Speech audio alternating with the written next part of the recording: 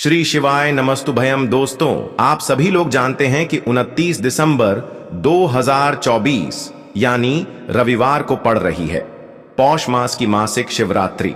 और दोस्तों, यह वह तिथि है जो पौष मास में पड़ने वाली सबसे बड़ी तिथि है, क्योंकि यह रविवार के दिन पड़ रही है और इसका बहुत ही बड़ा और विशेष महत्व होता है। पूज्य गुरु जी ने कहा है कि अगर कभी भी मौका लग जाए और पौष महीने की रविवार मासिक शिवरात्रि व्रत को पड़ जाए तो आप लोगों को 3 दीपक वाला उपाय तो अवश्य ही करना चाहिए। इन दोनों का संयोग बहुत ही कम आता है। इसी के साथ में गुरु जी ने अपनी शिव पुराण कथा में बताया है कि इस दिन आपको एक 3 दीपक वाला उपाय तो आपको अवश्य ही करना चाहिए, क्योंकि ऐसा दिन पूरे साल में सिर्फ एक ही बार आता है। और दोस्तों, आप सभी लोग जानते हो कि रविवार मासिक शिवरात्रि व्रत का अगर सबसे बड़ा कोई उपाय है तो वह 3 दीपक वाला उपाय है। तो दोस्तों, रविवार मासिक शिवरात्रि व्रत के दिन आप लोगों को इस 3 दीपक वाला उपाय को जरूर करना है।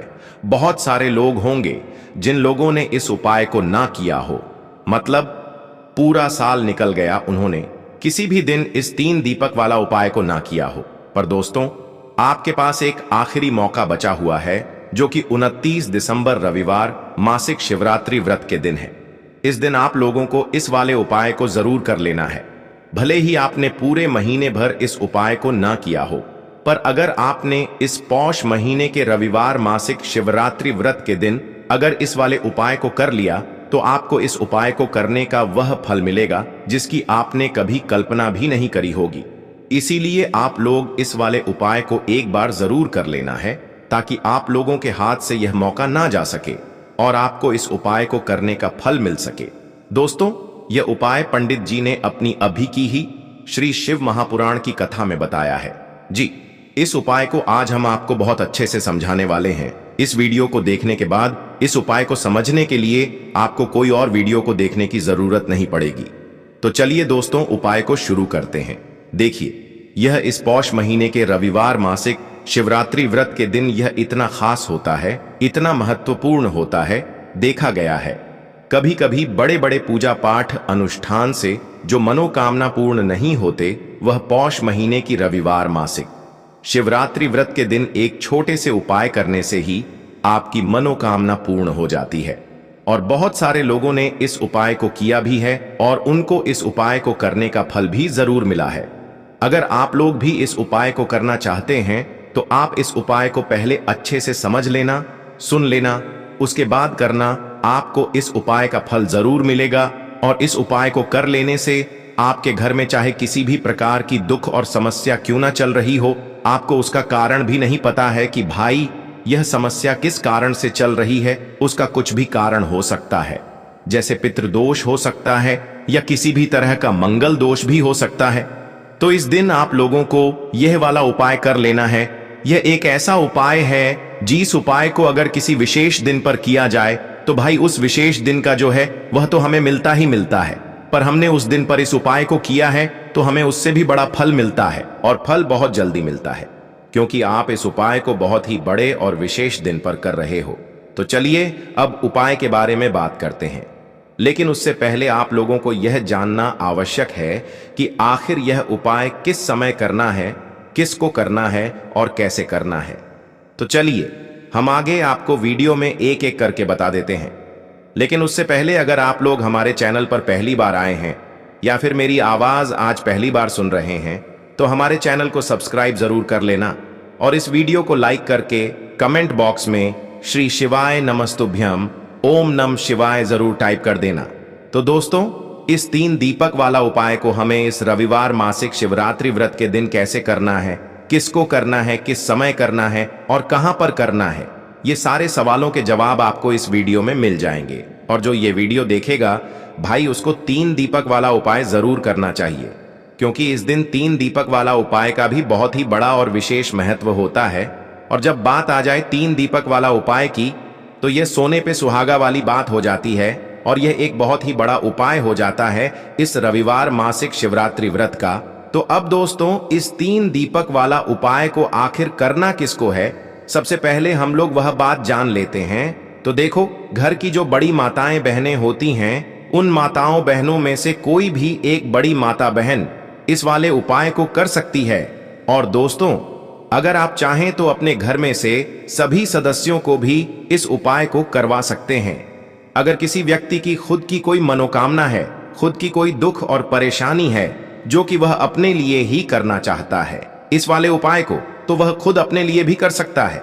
बाकी अगर कोई घर में से ऐसा है जो कि अपने पूरे घर परिवार की सुख और शांति के लिए यह वाला उपाय करना चाहता है, तो भाई वह भी कर सकता है, उसमें भी कोई दिक्कत वाली बात नहीं है। कहने का मतलब यह है कि इस उपाय को हर एक सदस्य भी कर सकता है और पूरे घर परिवार के सदस्य के लिए घर की बड़ी माताओं बहनों में से कोई एक माता बहन भी कर सकती है। माताएं बहनें अगर घर में उपस्थित ना हो या वह यह वाला उपाय ना कर पा रही हो, तो फिर घर का कोई बड़ा सदस्य भी इस 3 दीपक वाला उपाय को कर सकता है, चाहे फिर वह पुरुष ही क्यों ना हो, उसमें कोई भी दिक्कत वाली बात नहीं है। उसके बाद में दोस्तों, जो अगला प्रश्न निकल कर आता है वो यह आता है इस उपाय को लेकर कि आखिर इस उपाय को हमें किस समय करना है, सुबह के समय करना है कि शाम के समय करना है। तो देखो, इस वाले उपाय को आप लोग सुबह के समय भी कर सकते हो और शाम के समय प्रदोष काल में भी कर सकते हो।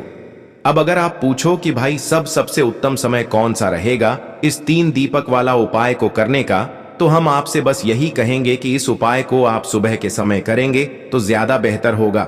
बाकी अगर प्रदोष काल शाम के समय भी करेंगे तो भी अच्छा होगा, उसमें कोई भी दिक्कत वाली बात नहीं है।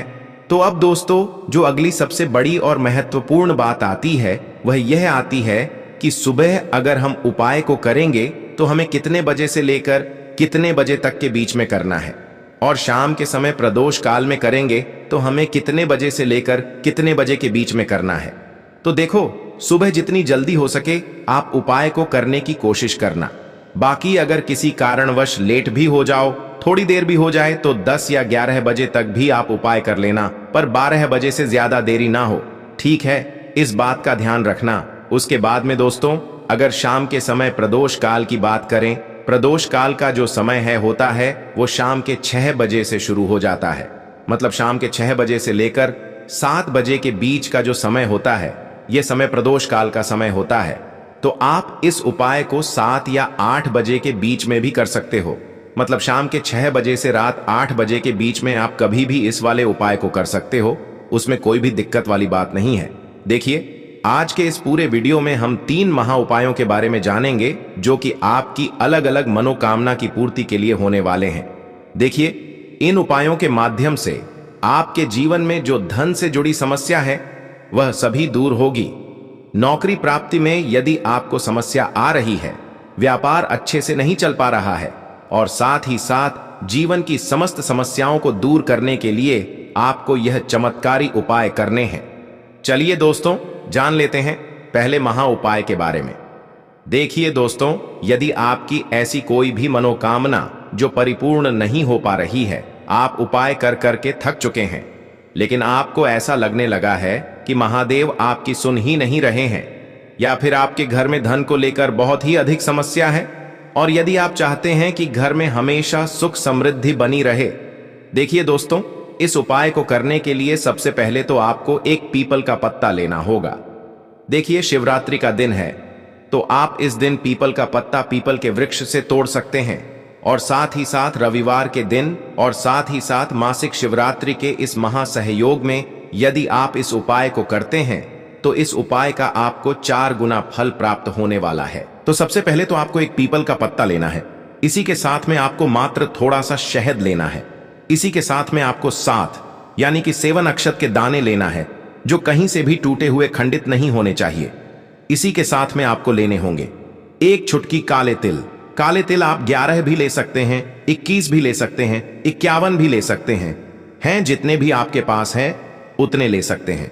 देखिए दोस्तों, आपके पास जो पीपल का पत्ता है, सबसे पहले तो उस पीपल के पत्ते पर आपको शहद की 7 बिंदियां लगानी है। देखिए, गुरुजी ने यहां पर एक विशेष जानकारी दी है कि जब भी आप यह 7 बिंदियां लगाएंगे तो आपको अपनी जो भी विशेष मनोकामना है उसे मन में सोचते रहना है।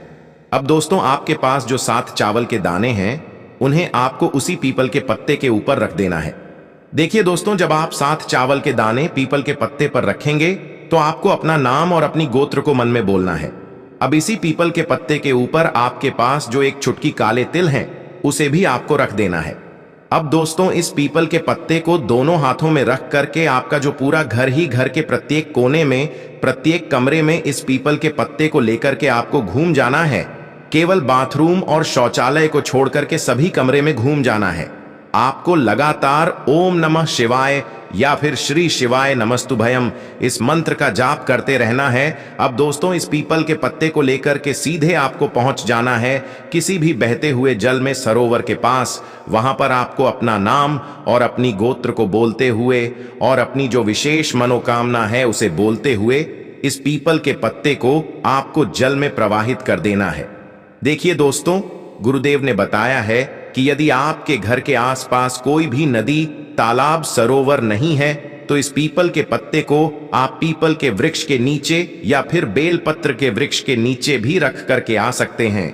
वहां पर भी आपको अपना नाम और अपनी गोत्र को बोलना है और अपनी मनोकामना को बोलते हुए वापस आपको अपने घर आ जाना है। गुरुजी ने बताया है कि जो भी व्यक्ति 29 दिसंबर पौष मास की रविवार शिव चतुर्दशी पर इस उपाय को कर लेता है, उसकी सारी कामनाएं स्वयं हमारे महादेव परिपूर्ण करते हैं। अब दोस्तों, हम जान लेते हैं दूसरे विशेष उपाय के बारे में। देखिए, इस उपाय के माध्यम से आपके घर में सुख, शांति, समृद्धि और धन संपदा हमेशा बढ़ती रहेगी। आपका जो दुर्भाग्य है वह दूर होगा। माता लक्ष्मी हमेशा आपसे प्रसन्न रहेगी। देखिए, इस उपाय के लिए आपको 3 दीपक लेने हैं। देखिए, पहला जो दीपक है वह आपको गोल बाती वाला दीपक लेना है और इस दीपक के अंदर आपको गौ माता का शुद्ध देसी घी डालना है। और जो अन्य 2 दीपक हैं वह आपको लंबी बाती के तैयार करने हैं और इन दोनों दीपक के अंदर भी आपको गौ माता का शुद्ध घी प्रयोग करना है। तो एक दीपक आपको गोल बाती का तैयार करना है, 2 दीपक आपको लंबी बाती के तैयार करने हैं। देखिए, गुरुदेव ने एक विशेष जानकारी दी है कि यदि जो आप लंबी बाती के 2 दीपक हैं उन्हें आटे के बनाते हैं तो इसका फल आपको 6 गुना प्राप्त होता है। अगर आप आटे का दीपक नहीं बना सकते हैं तो मिट्टी के दीपक ले सकते हैं, लेकिन गुरुजी ने बताया है कि आ का दीपक बनाएंगे तो आपको इसका 4 गुना फल प्राप्त होगा। अब दोस्तों, इन दीपक को आपको प्रज्वलित नहीं करना है। तीनों दीपक को सबसे पहले तो आपको लेकर के पहुंच जाना है इस 29 दिसंबर पौष मास की रविवार मासिक शिवरात्रि पर बेलपत्र के वृक्ष के नीचे। अब जो आपके पास गोल बाती का दीपक है, सबसे पहले तो उसे आपको बेलपत्र के वृक्ष के नीचे प्रज्वलित करना है। दीपक के नीचे आपको आसन के रूप में चावल के दाने रख देना है। तो पहला गोल बाती का दीपक आपको बेलपत्र के वृक्ष के नीचे प्रज्वलित करना है। अब जो 2 दीपक बचे हुए हैं उन्हें आपको अपने घर पर लेकर के आना है। घर में जब भी आप प्रवेश करेंगे तो आपके सीधे तरफ आपको जो यह लंबी बाती का दीपक है इसे प्रज्वलित करना है। यानी कि मुख्य द्वार में जब भी आप प्रवेश करते हैं तो आपके सीधे हाथ की तरफ लंबी बाती का दीपक आपको प्रज्वलित करना है। इस दीपक के नीचे भी आपको आसन के रूप में कुछ ना कुछ अवश्य लगाना है। और तीसरा जो लंबी बाती का दीपक है उसे आपको अपने घर के मंदिर में माता लक्ष्मी के सामने प्रज्वलित कर देना है। ध्यान रखना, दीपक की जो बत्ती है उसका मुख आपको उत्तर दिशा की तरफ रखना है। गुरुदेव ने बताया है कि जब भी आप तीनों दीपक को प्रज्वलित करेंगे तो उनमें आपको एक एक कमल गट्टा भी डालना है। देखिए, इस उपाय का महत्व क्या है। जब भी आप बेलपत्र के वृक्ष के नीचे एक दीपक प्रज्वलित करेंगे तो वहां पर माता लक्ष्मी का निवास होता है, और दूसरा दीपक जो आप अपने घर के मुख्य द्वार पर लगाएंगे तो माता लक्ष्मी आपके मुख्य द्वार तक आएंगी। और जब भी आप तीसरा दीपक प्रज्वलित करते हैं तो माता लक्ष्मी आपके घर के मंदिर में निवास करती है। तो इस प्रकार से आपको यह विशेष उपाय भी करना है। अब हम जान लेते हैं तीसरे महा उपाय के बारे में। देखिए, इस उपाय के माध्यम से भी आपकी मनोकामना पूर्ति होने वाली है। देखिए, इस उपाय के अंतर्गत यदि आप अपना घर खरीदना चाहते हैं या फिर यदि आप अपने जीवन में मनचाहे वर्ग की प्राप्ति करना चाहते हैं या फिर यदि आप मनचाही नौकरी की प्राप्ति करना चाहते हैं तो ऐसी मनोकामनाएं को परिपूर्ण करने के लिए आपको यह उपाय करना चाहिए। देखिए, इस उपाय का फल आपको 4 गुना प्राप्त होने वाला है क्योंकि कल मासिक शिवरात्रि है। देखिए, इस उपाय के लिए मात्र आपको 1 लोटा शुद्ध जल लेना है तांबे के पात्र के अंदर अपने घर से। अब दोस्तों, इसी के साथ में आपको मात्र 1 चुटकी हल्दी लेनी है। इसी के साथ में आपको लेना होगा एक चावल यानी कि अक्षत का दाना। चावल का दाना कहीं से भी खंडित नहीं होना चाहिए और इसी के साथ में आपको लेना होगा एक लाल फूल। देखिए, लाल फूल आप किसी भी प्रकार का ले सकते हैं, केवल आपको फूल जो है वो लाल ही लेना है। अब दोस्तों, सबसे पहले तो आपके पास जो एक चुटकी हल्दी है, एक चावल का दाना है और एक जो आपने लाल फूल लिया है, उन तीनों का आप उस पात्र के अंदर डाल देना है। अब दोस्तों, इस कलश को आपको दोनों हाथों से पकड़ना है और इस कलश को सीधे लेकर के आपको पहुंच जाना है पीपल के वृक्ष के नीचे। ध्यान रखें दोस्तों, कल रविवार का दिन है, साथ ही साथ मासिक शिवरात्रि की पवित्र तिथि है, तो इस उपाय को आप रविवार के दिन कर सकते हैं। और इसी के साथ में आपको एक गोल बाती का दीपक भी लेना होगा। देखिए दोस्तों, सबसे पहले तो आपके पास जो एक लोटा शुद्ध जल है, इसे आपको पीपल के वृक्ष की जड़ में धीरे धीरे समर्पित कर देना है, हरिहर महादेव का मन में स्मरण करते हुए। और इसके बाद आपके पास जो एक गोल बाती का दीपक है, इसे भी आपको पीपल के वृक्ष के नीचे प्रज्वलित करके आ जाना है। गुरुजी ने बताया है कि जो भी व्यक्ति इस उपाय को इस प्रकार से कर लेता है, उसके जीवन में सारी मनोकामनाएं इस पौष मास के अंदर परिपूर्ण होती हैं। तो दोस्तों, ये थे पूज्य गुरुजी द्वारा बताए गए कुछ बहुत ही खास उपाय।